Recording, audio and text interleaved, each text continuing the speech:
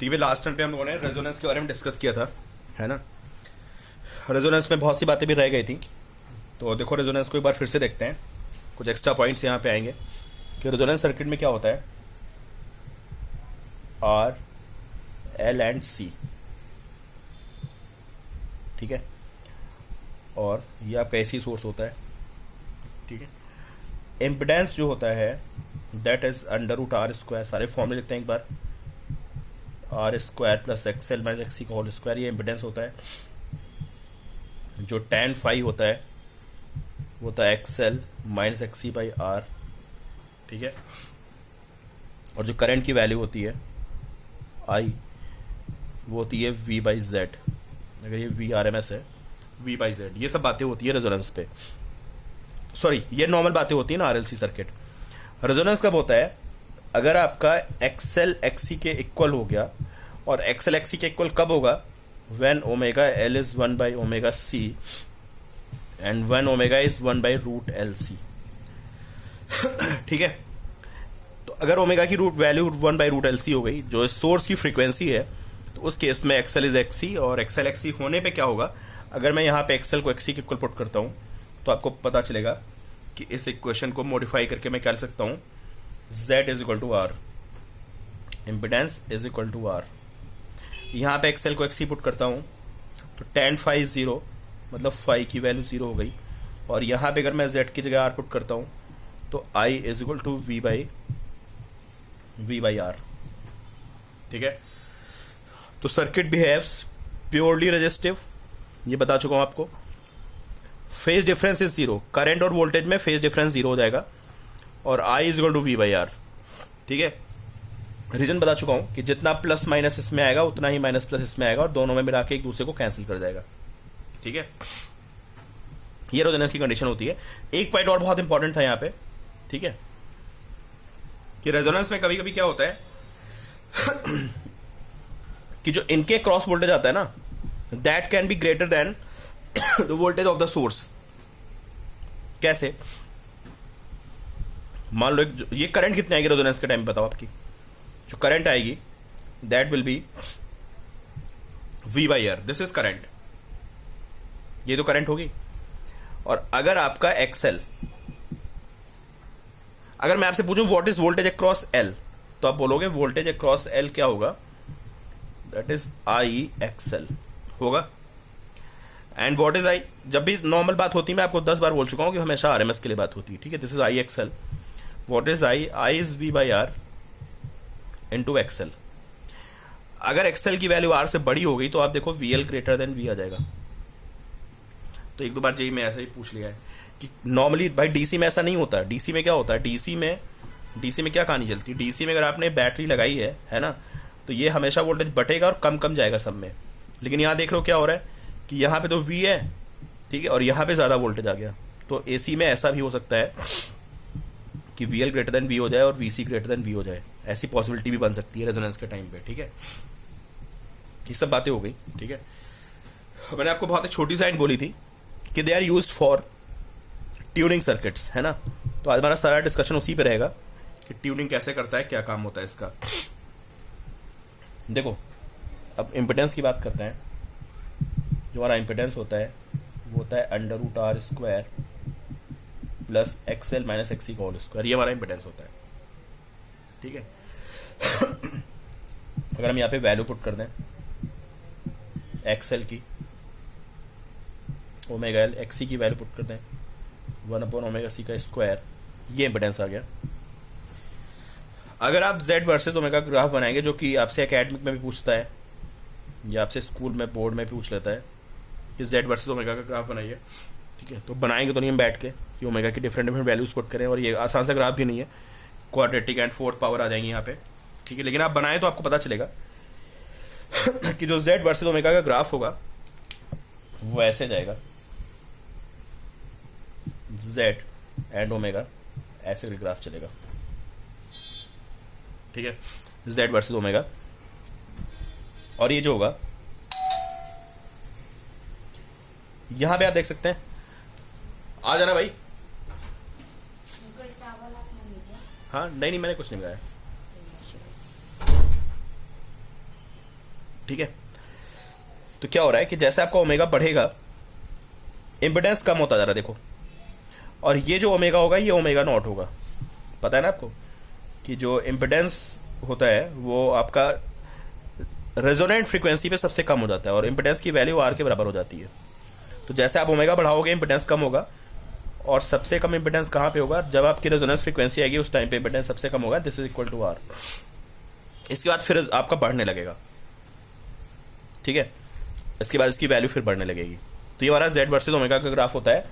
पहला पॉइंट ये आप नोट करिए, जेड वर्सेज ओमेगा, ठीक है। ये रेजोनेंस फ्रीक्वेंसी है और इसकी वैल्यू आपको पता ही है कितनी होती है, दिस इज 1/√LC, ठीक है। और बढ़ाने पे फिर ये बढ़ने लगेगा ग्राफ आपका, ठीक है। और आपको पता है जो आई होता है that is V/Z, I is equal to V/Z। तो अगर आई वर्सेज ओमेगा का ग्राफ बनाया जाएगा तो इसका इनवर्स बनेगा, current in the circuit versus omega, कुछ ऐसे बनेगा ग्राफ। और करंट कहाँ पे मैक्सिमम होगी, जहाँ भाई आपको पता ना जब इम्पिडेंस मिनिमम होगा तो करंट मैक्सिमम होगी। तो ओमेगा नॉट पे जो सर्किट की करंट होती है मैक्सिमम होती है, इसी को तो हम रेजोनेंस बोलते हैं कि सर्टेन फ्रीक्वेंसी पे क्या होता है, current is maximum, this is called resonant frequency, ठीक है। ये काम हो गया इसका। तो ये हमारा ग्राफ बन गया आई वर्सेस ओमेगा का। ये ग्राफ भी आपसे पूछ लेता है एकेडमिक में भी और जेई में भी, और नीट पे तो आपको पता ही कैसे क्वेश्चन आते हैं, वहां तो कुछ भी पूछ सकता है ना। तो ये आई वर्सेस ओमेगा का ग्राफ बन गया आपका। अब देखो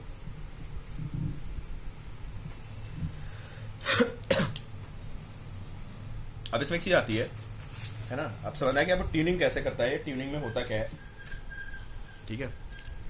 जैसे सपोज करें आपको कोई पर्टिकुलर चैनल सुनना है ना, और उसकी कोई फ्रीक्वेंसी है, तो होता क्या है, और आपके सर्किट की एक नेचुरल फ्रीक्वेंसी है।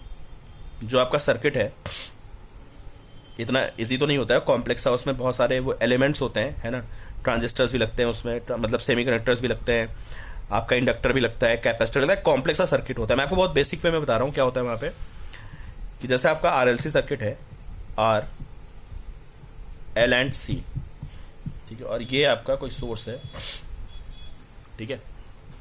अब क्या होता है कि इसकी एक नेचुरल फ्रीक्वेंसी होती है, सर्किट की अपनी नेचुरल फ्रीक्वेंसी होती है, और दैट फ्रीक्वेंसी इज कितनी, 1/√LC, ये सर्किट की नेचुरल फ्रीक्वेंसी होती है, ठीक है। अब मुझे जिस स्टेशन को सुनना है, ठीक है, जब होता है ना कि स्टेशन जो होते हैं उनमें इलेक्ट्रोमैग्नेटिक वेव्स होती हैं, रेडियो स्टेशन हो गया, टीवी स्टेशन, उनकी इलेक्ट्रोमैग्नेटिक वेव्स के थ्रू फ्रीक्वेंसी आती है, ठीक है। मान लो उसकी फ्रीक्वेंसी है ना, और उसको हम सोर्स पे मॉडुलेट कर देते हैं, ये सब चीज़ बाद में पढ़ोगे। अभी आप ये समझो कि अगर इसकी फ्रीक्वेंसी, एक जो सोर्स है, अगर इसकी फ्रीक्वेंसी इसके बराबर हो गई, इसकी फ्रीक्वेंसी के बराबर हो गई, तो आपकी करंट मैक्सिमम हो जाएगी। और सर्किट में करंट मैक्सिमम होगी तो आपको फिर वही पर्टिकुलर फ्रीक्वेंसी का जो सिग्नल है वो रिसीव होगा, बाकी रिसीव नहीं होंगे, और आपको उसी का ऑडियो या वीडियो सुनाई पड़ेगा, समझे। तो इसको ग्राफ में समझते मैं क्या कह रहा हूँ, मैं कह रहा हूँ कि आपका जो सर्किट होता है उसका आई वर्सेस ओमेगा का रिस्पॉन्स क्या होता है ये ऐसे होता है, ठीक है। अब आपको मान लो दिस इज ओमेगा नॉट, अभी आपका RLC सर्किट है, तो पता है क्या हो रहा है, ये ओमेगा नॉट पे तो करंट बहुत ज्यादा है, दिस इज ओमेगा नॉट, शायद आपको दिख नहीं रहा होगा वहां पे, दिस इज, मैं यहां लिख देता हूं, दिस इज ओमेगा नॉट। अगर मेरी फ्रीक्वेंसी ओमेगा नॉट से ज्यादा होगी तो करंट डिक्रीज कर रही है, और अगर मेरी फ्रीक्वेंसी ओमेगा नॉट से कम होगी तो भी करंट डिक्रीज कर रही है, लेकिन एक पर्टिकुलर फ्रीक्वेंसी पे करंट बहुत ज्यादा है, ठीक। तो करना क्या होता है, हमें पता ही होता है, पहले से डिसाइडेड होता है कि कौन से रेडियो सिग्नल की कितनी फ्रीक्वेंसी, कौन से FM की कितनी फ्रीक्वेंसी है, ठीक है। तो हम लोग क्या करते हैं, उस फ्रीक्वेंसी के हिसाब से इसको ट्यून करते हैं, ठीक है। अब ट्यून में क्या करते हैं, जो पर्टिकुलर फ्रीक्वेंसी आपको रिसीव करनी है उस पर हम लोग करंट को मैक्सिमम करने की कोशिश करते हैं। और कैसे करते हैं, आपको पता है ओमेगा की वैल्यू कितनी होती है, ओमेगा की वैल्यू होती है 1/LC। आप L और C को चेंज कर दो, अगर आप L और C को चेंज करोगे तो L और C के चेंज करने पे ओमेगा चेंज करेगा, ठीक है। और अगर आपका ओमेगा चेंज करते करते रेडियो के जो रेडियो सिग्नल आ रहा है उसके ओमेगा से मैच कर गया, तो अचानक से करंट मैक्सिमम हो जाएगी, और जब करंट मैक्सिमम होगी तो आपको वो ऑडियो सिग्नल अच्छा सुनाई पड़ेगा। ये बहुत बेसिक बातें हो रही हैं, जब एक्चुअली बनाओगे जाके ना तो बहुत सारे एलिमेंट्स होते हैं उसमें, ठीक है। तो अभी हमारी सीधी सी बात ये है कि जिस फ्रीक्वेंसी के लिए करंट सर्किट में मैक्सिमम आएगी वो फ्रीक्वेंसी हमें सुनाई पड़ेगी, और हम बोलेंगे कि सर्किट ओमेगा उसके लिए रिस्पॉन्स कर रहा है, अच्छा रिस्पॉन्स कर रहा है। अब हम सी को कैसे चेंज करते हैं पता है? आपने देखा होगा जब एफएम सुनते हो या रेडियो कुछ भी सुनते हो आप, तो उसमें ऐसे नॉब्स लगी होती हैं, या यहाँ पे कुछ घुमाने वाला लगा होता है। जिनके घर में रेडियो उनको पता होगा, आप नॉब को ऐसे से घुमाते हो तो आपका सिग्नल चेंज करता है, ठीक है। तो जब आप नॉब को घुमाते हो बेसिकली, तो आप क्या करते हो, यू चेंज कैपेसिटेंस। वो प्लेट्स होती हैं, ओवरलैपिंग प्लेट्स होती हैं, है ना, ऐसे प्लेट्स होती हैं। जैसे नॉब को घुमाते हो ना, तो ये प्लेट ऐसे ऐसे घूमने लगती है, ऊपर वाली प्लेट। जब प्लेट घूमेगी तो उनका ओवरलैप एरिया चेंज करेगा, ऐसे ऐसे। तो ये कैपेसिटर है, दिस इज कैपेसिटर। दो प्लेट्स है, आपने घुमा दिया, ओवरलैपिंग एरिया चेंज कर गया, ओवरलैपिंग एरिया चेंज करने से कैपेसिटेंस चेंज कर गया, और कैपेसिटेंस के चेंज करने से फ्रीक्वेंसी चेंज कर गई, समझे। तो वो डिफरेंट पे ट्यूनिंग होती है, डिफरेंट आपको सुनाई पड़ते हैं सर्किट्स। तो ये तो कहानी होती है कि इसको हम ट्यूनिंग के लिए कैसे यूज करते हैं, ठीक है। अब हमारे में ये सब कहानी तो नहीं है, ठीक है। बस इतना है कि जिसके लिए, जिस सिग्नल के लिए, अब ये लाइन नोट कर लो आप, if frequency of received signal, if frequency of the received signal is equal to the natural frequency of the circuit, resonance occurs and current becomes maximum in the circuit. Current becomes maximum in the circuit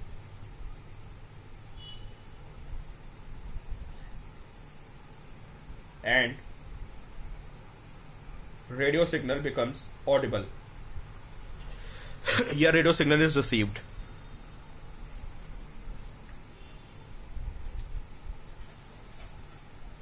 ठीक है।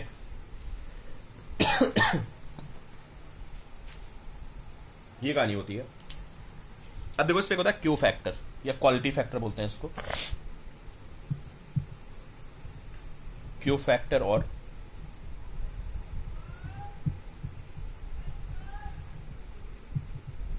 Quality factor, है ना। ये बताता है कि कौन सा सर्किट अच्छे से सिग्नल रिसीव करेगा और कौन नहीं करेगा, ठीक है। तो देखो, मैं दो सर्किट बना रहा हूं, ठीक है। आई वर्सेस ओमेगा के दो सर्किट बना रहा हूं।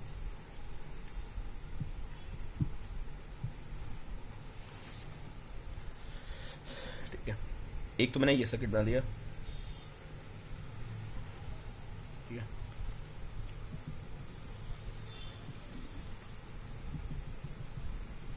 ठीक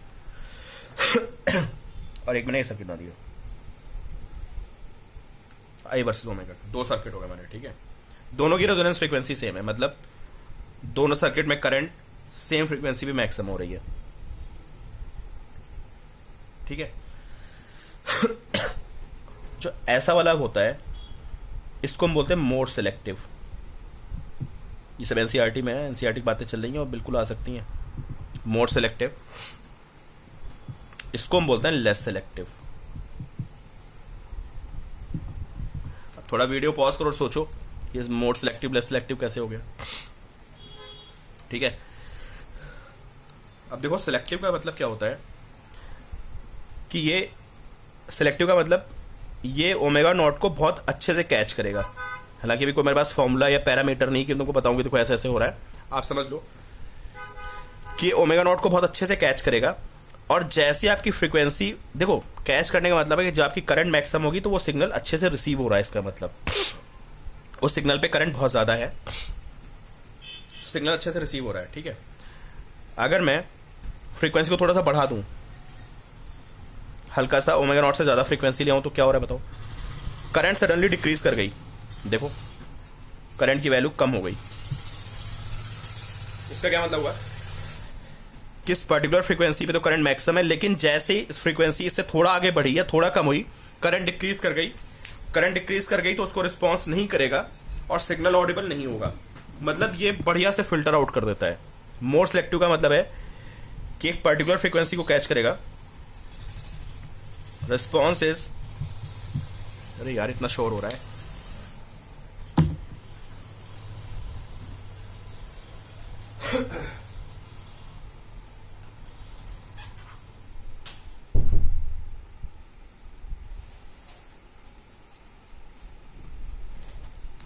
ठीक है, तो क्या मतलब हुआ कि इसका रिस्पॉन्स बहुत अच्छा है फॉर दिस पर्टिकुलर फ्रीक्वेंसी। अगर मैं फ्रीक्वेंसी बढ़ाऊंगा तो आप देख रहे हो करंट सडनली डिक्रीजेस, और करंट सडनली डिक्रीज कर गई तो सर्किट उसको रिस्पॉन्ड नहीं करेगा। ये समझिए आप इस लेवल पे भी, और भी बहुत सी बातें होती हैं, मैं आपको बार बार बोल रहा हूँ, कॉम्प्लिकेटेड कहानी है, ठीक है, लेकिन हमें जुगाड़बाजी करके समझना है। तो बस हमें यही समझना है कि करंट कम हो गई तो रिस्पॉन्स नहीं करेगा उसको, ठीक है, तो बढ़िया फिल्टर आउट करेगा ये। तो अगर मोर सिलेक्टिव है तो ये रिस्पॉन्स करेगा for good response for resonance frequency, and does not respond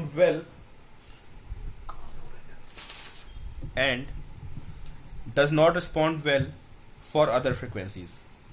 देख रहे हो सडनली करंट डाउन हो गई, and does not respond well for nearby frequencies, जो भी हैं उसकी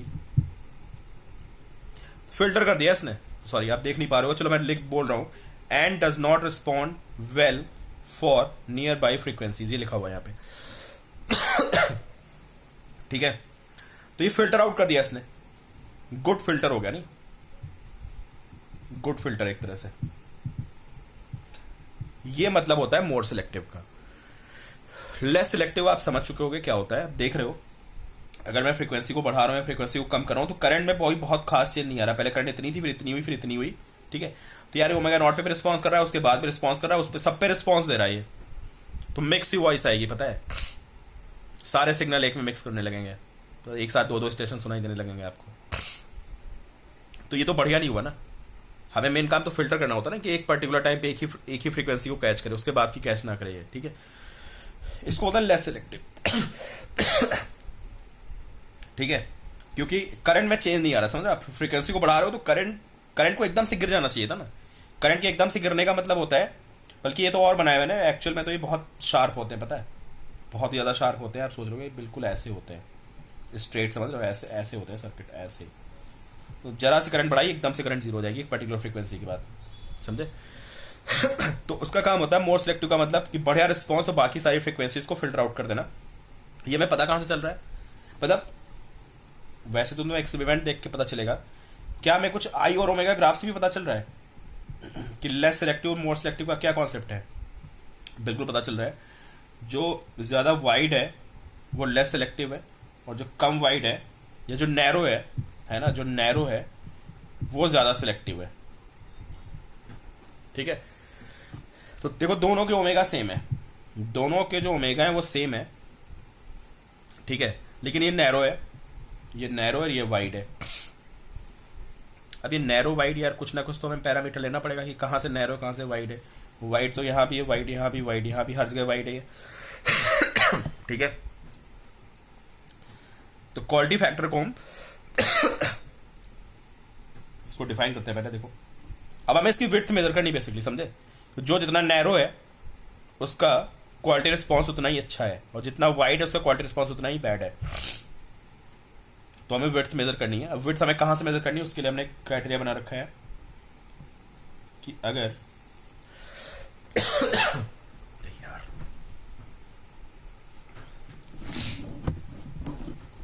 अगर ये आपका ग्राफ है ना, ये आपका ग्राफ है आई वर्सेस ओमेगा का, ठीक है, क्या होता है जब हम क्वालिटी फैक्टर को डिफाइन करते हैं, वो हम डिफाइन करते हैं omega naught bye twice of delta omega.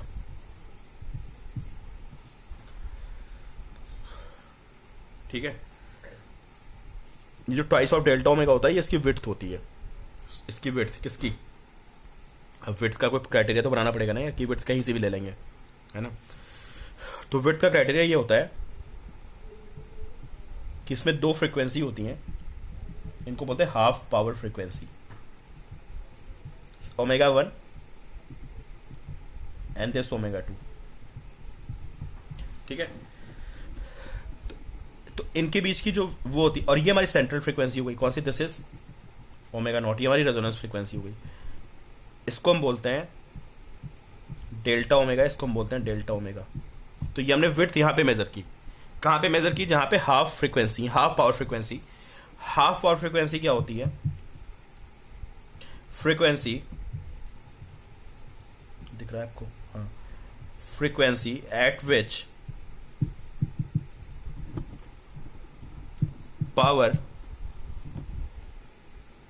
यार क्या हो रहा है, थोड़ा अलाइनमेंट गड़बड़ हो रहा है। फ्रीक्वेंसी एट विच, मैं रीड कर रहा हूं, ठीक है। Frequency eight which power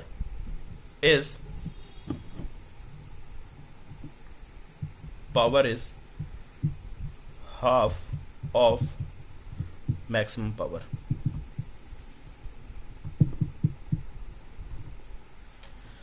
is half of the maximum power, ठीक है। इनको बोलते हैं हाफ पावर फ्रीक्वेंसी। ये विड्थ मेजर करने के बहुत से, कहीं से विड्थ ले सकते थे, बट हमने एक डिसाइड कर लिया कि मैं विड्थ वहीं पे लेनी है, कहाँ पे, जहाँ पे ये हाफ पावर फ्रीक्वेंसीज होती हैं। तो हाफ पावर फ्रीक्वेंसी क्या होती हैं? अब इसको हम बोलते हैं बैंडविड्थ।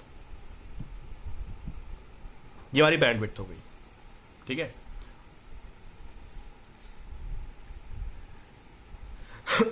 ठीक है, तो omega naught upon 2 delta omega, और जितना ज्यादा होगा, आप समझ गए ना कि उसका रिस्पॉन्स उतना ही बेटर होगा,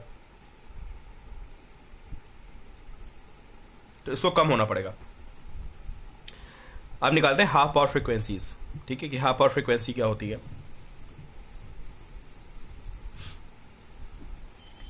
तो आपको पता है जो पावर होती है वो होती है आई स्क्वायर आर, है ना। Power is I square R. तो अगर आपकी पावर हाफ आ रही है, if power in the circuit is P/2, तो ऐसा तब होगा when current in the circuit is I/√2। जब आपकी करंट I/√2 हो जाएगी, यहाँ पे I/√2 लिख दो, तो आपकी जो पावर वो है वो कितनी हो जाएगी? आपकी हाफ हो जाएगी। करंट I/√2 होने का क्या मतलब है? सर्किट में करंट कब I/√2 होगी?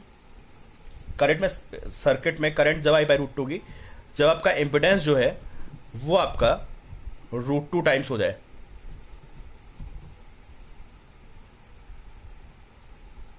ठीक है, अगर आपका इम्पिडेंस √2 टाइम्स ऑफ आर हो गया, क्योंकि देखो जो रेजोनेंस के टाइम पे है ना, जो रेजोनेंस के टाइम पे आपका इम्पिडेंस होता है वो किसके बराबर होता है बताओ? जो रेजोनेंस के टाइम पे इम्पिडेंस होता है वो आर होता है आपका। रेजोनेंस के टाइम पे तो इम्पिडेंस आर होता है ना। तो अगर आपका इम्पिडेंस अब √2 आर हो गया उस फ्रीक्वेंसी पे, तो इम्पिडेंस √2 आर हो गया तो आपकी करंट I/√2 हो जाएगी। समझे? इम्पिडेंस कितना होता है बताओ? ये समझ में आई आपको बात? हाफ पावर, ऐसा देखिए, अगर आपकी पावर को हाफ होना है तो पावर को हाफ होने के लिए करंट को I/√2 होना पड़ेगा, और अगर करंट आपकी I/√2 है तो जो आपका इम्पिडेंस होगा उसको √2Z होना पड़ेगा। ठीक है, और मैक्सिमम पावर आपको पता है कहाँ पे होती है? मैक्सिमम पावर का जो लॉस होता है वो कहाँ पे होता है? वो आपका रेजोनेंस पे होता है, और रेजोनेंस पे इम्पिडेंस आर के बराबर होता है। ठीक है, तो इससे मैंने जेड को √2R बोल दिया। तो अब आपको वो फ्रीक्वेंसी फाइंड करनी है जिस फ्रीक्वेंसी पे आपका इम्पिडेंस कितना होता है? इम्पिडेंस होता है √R² प्लस XL - XC का होल स्क्वायर। यही तो इम्पिडेंस होता है नॉर्मली किसी फ्रीक्वेंसी पे, वो √2R होना चाहिए। तो जिस फ्रीक्वेंसी पे √2R होगा उसको हम बोलते हैं हाफ पावर फ्रीक्वेंसी। तो इसको स्क्वायर मारते हैं, है ना, तो 2R² is R² plus XL - XC का होल स्क्वायर। इसको इधर लाते हैं, तो R² इज XL - XC का होल स्क्वायर,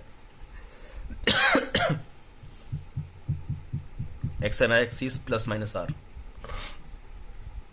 सब NCERT में है, जो मैं बातें डिस्कस कर रहा हूँ सब NCERT में है। ठीक है, तो XL - XC plus minus R, तो एक बार मैंने XL - XC को R लिखूंगा, तो ω/L - 1/ωc is R, ω² LC - 1 upon ωc is R, ω² LC - 1 is R ωc। इसको इधर ले आते हैं तो omega square L C minus R omega C minus 1 is 0।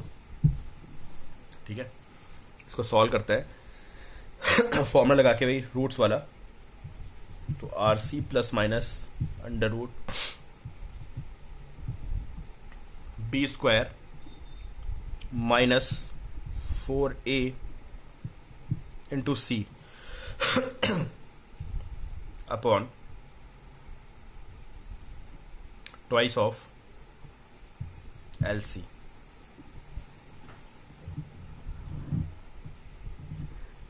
यार ये upon of twice of L C गया। ठीक है, इसको आप सॉल्व करोगे तो ये आएगा r by 12 and plus minus अंतर आ जाएगा ये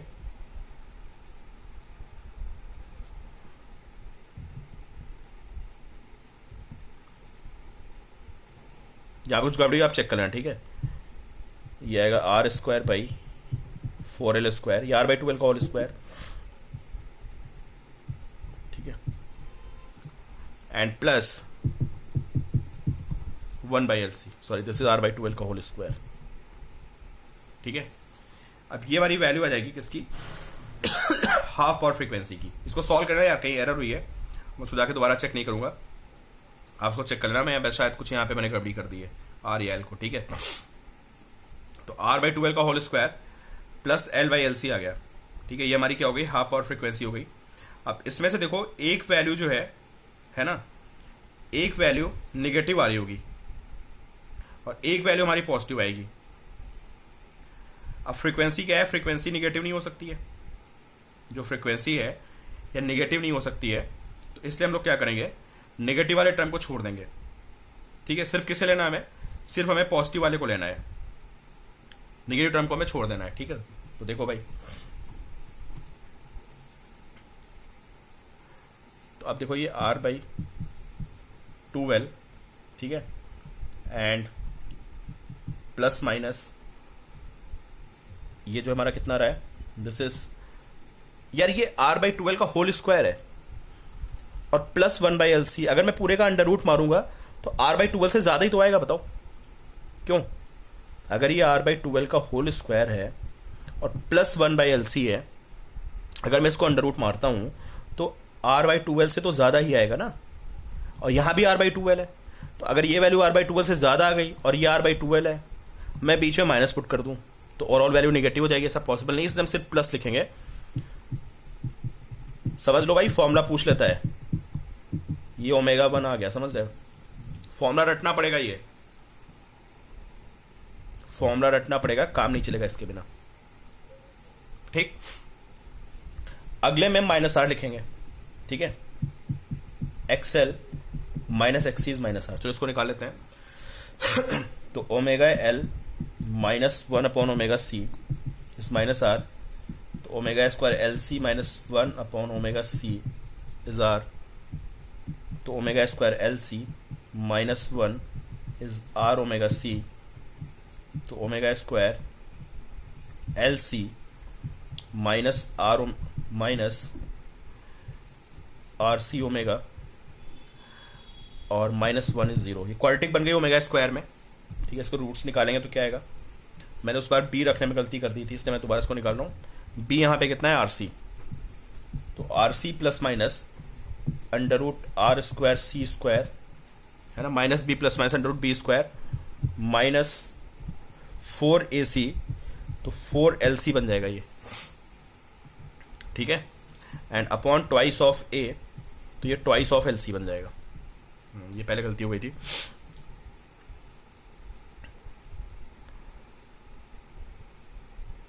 ये माइनस आर था ना, ये इधर प्लस आर बनेगा, दिस इज प्लस आर। ठीक है,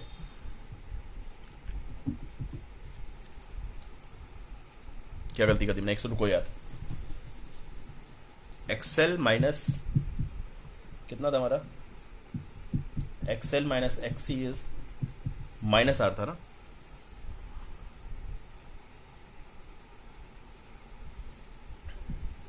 तो omega L minus 1 upon omega C is minus R, तो omega square L C minus one upon omega C minus R, ठीक है। तो omega square L C plus R omega C minus one is 0, ये plus आएगा इस बार, ठीक है। तो अब ओमेगा में क्वाड्रेटिक है, ठीक है, तो बी की वैल्यू आर सी के बराबर होगी बी की वैल्यू आर सी के बराबर होगी, तो minus B plus minus under root B square minus 4ac plus 4lc upon twice of A, तो ट्वाइस ऑफ lc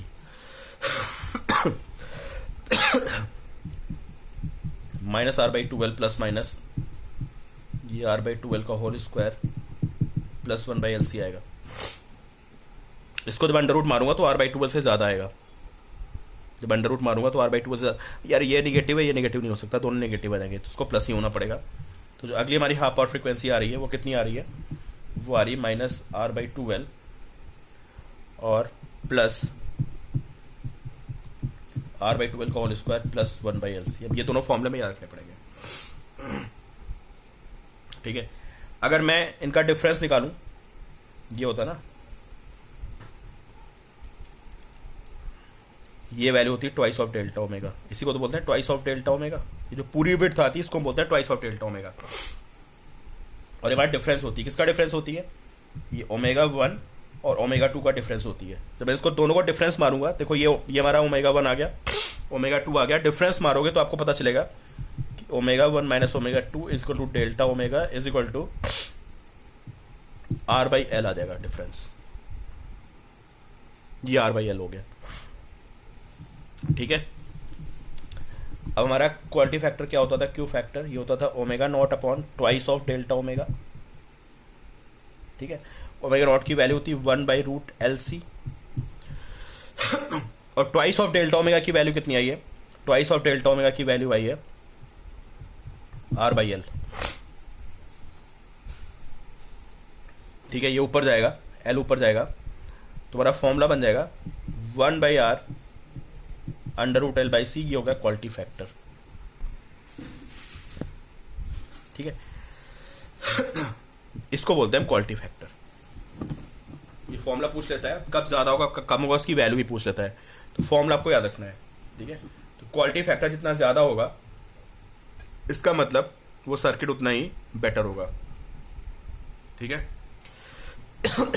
और क्वालिटी फैक्टर का डैम्पिंग से भी रिलेशन होता है, उसको मैं अगले टर्न पे बताऊंगा, ठीक है। क्वालिटी फैक्टर का डैम्पिंग से भी रिलेशन होता है, वो मैं आपको नेक्स्ट में बताऊंगा, ठीक है। तो आज मैंने आपको बताया कि क्वालिटी फैक्टर, फाइनली देख लो मैंने क्या क्या पॉइंट डिस्कस किए हैं, लेक्चर ओवर है, कि क्वालिटी फैक्टर जितना ज़्यादा होगा वो सर्किट उतना ही शार्प होगा, इसको बोलते हैं शार्प। क्वालिटी फैक्टर हाई तो शार्पनेस हाई, और शार्पनेस हाई होने पे मोर सिलेक्टिव होगा, और मोर सिलेक्टिव होने पे वो गुड फिल्टर की तरह काम करेगा, क्योंकि बाकी सारी फ्रीक्वेंसीज पे वो करंट बहुत कम करेगा और सारी फ्रीक्वेंसीज आपकी खत्म हो जाएंगी। समझ गए, ये मेन बातें हैं। क्वालिटी फैक्टर की डेरिवेशन एनसीईआरटी में दी है, इसलिए मैंने आपको करा दी है, ठीक है। बाकी बुक्स में नहीं होती है, तो एनसीईआरटी में दी है, तो समझ जाओ भाई, ये जेईई में भी इंपॉर्टेंट है, नीट में भी बहुत कम क्वेश्चन आए हैं क्वालिटी फैक्टर पे, अभी आने लगे हैं पिछले 2-4 साल से क्वालिटी फैक्टर पे, है ना। 1 by root L by C dimensionless quantity आएगी ये, जो क्वालिटी फैक्टर है ना, दिस इज डायमेंशनलेस क्वांटिटी, ठीक है। दिस इज डायमेंशनलेस क्वांटिटी, ठीक है। तो बैंडविड्थ जितनी कम होगी, इसको हम बैंडविड्थ बोलते हैं, जो हाफ पावर फ्रीक्वेंसी का डिफरेंस होता है, दिस इज कॉल्ड बैंडविड्थ।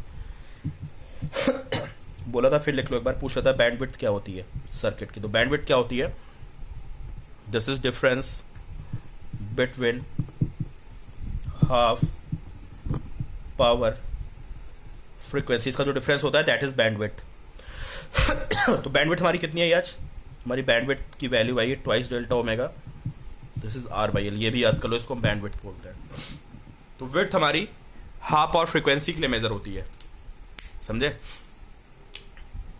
तो यहाँ पे हाफ पावर फ्रीक्वेंसी पे हाफ पावर फ्रिक्वेंसी पे करंट कितनी होती है, I naught by root two, impedance कितना होता है रूट टू आर, ये सब बातें आपको ध्यान रखनी है, ठीक है। फ्लैटनेस और शार्पनेस से मतलब होता है, शार्प समझ गया, जितना ज़्यादा नैर होगा शार्प होगा, ये फ्लैट हो गया, ठीक है। क्वालिटी फैक्टर को एक तरह से और डिफाइन करते हैं on the basis of energy loss, वो हम लोग अगले टर्न पे डिस्कस करेंगे। और बस खत्म है चैप्टर, ज़्यादा नहीं बचा है इसमें, एनर्जी बची है, पावर है ना, पावर वाली बात बची है कि पावर इन एसी सर्किट, और चैप्टर खत्म आपका। फिर कुछ और प्रॉब्लम्स कराऊंगा मैं आपको जो डिफरेंट तरह के और बन सकते हैं। कॉम्प्लेक्स नंबर भी लगता है इसमें, कॉम्प्लेक्स नंबर से भी प्रॉब्लम सॉल्व होती है, वो भी मैं आपको अगले टर्न पे बताऊंगा। चलो मिलते हैं।